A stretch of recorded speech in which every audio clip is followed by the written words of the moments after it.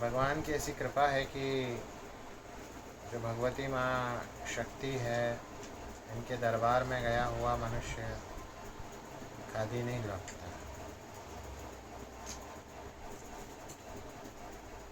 आज ही समाचार पत्र में भगवती माँ हिंगलाज देवी के प्रत्यक्ष कृपा और चमत्कारों की चर्चा हुई थी। मैं यहाँ भगवान की सेवा में, भगवत भक्तों की सेवा में कुछ प्रसंग अपनी ओर से प्रस्तुत करता हूँ।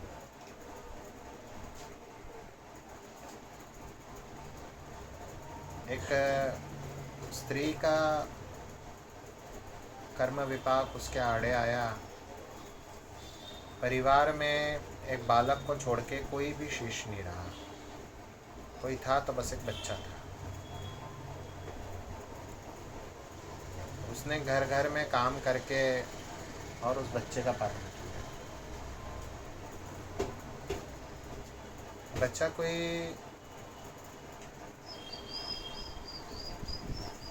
15-17 वर्ष का हुआ होगा।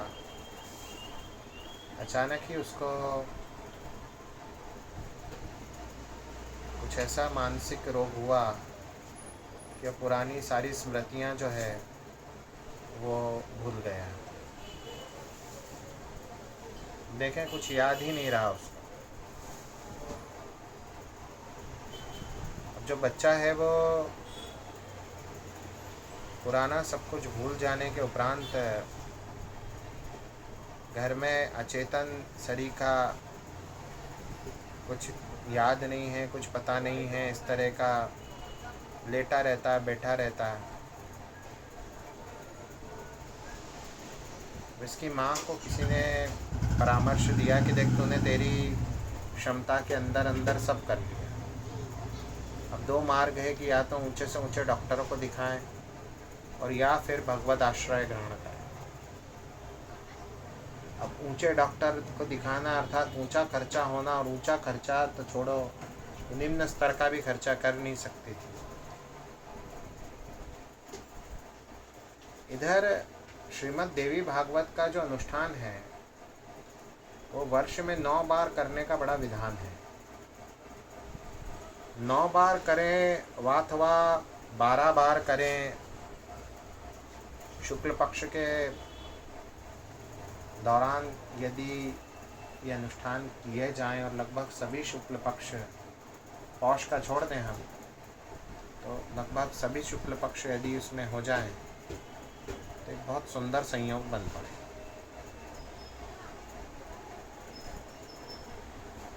अब ये माता जो है वो 9 दिन भूखे रह कर के जो है और बच्चे के लिए अनुष्ठान करते। अनुष्ठान तो अभी पूरे भी नहीं हुए थे, कोई 7 उसने बार देवी भागवत, 9 दिवसीय देवी भागवत के पारायण पूर्ण किए। वही जो गीता प्रेस की हिंदी में आती है वही पाठ ये माँ करती थी।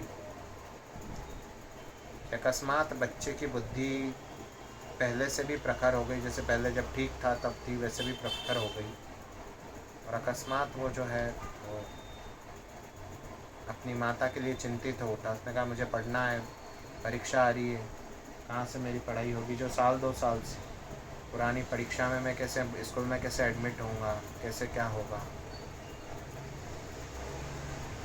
संयोग ऐसा हुआ कि किसी स्कूल ने इसको ले भी लिया और परीक्षा इसने दे भी ली और अच्छे अंकों से उत्तीर्ण कर दिया। माता का अनुष्ठान पूर्ण हुआ, किंतु माता थोड़ी थोड़ी रुग्ण रहने लगी। 4-5 वर्ष व्यतीत हुए, बच्चा काफ़ी पढ़ गया।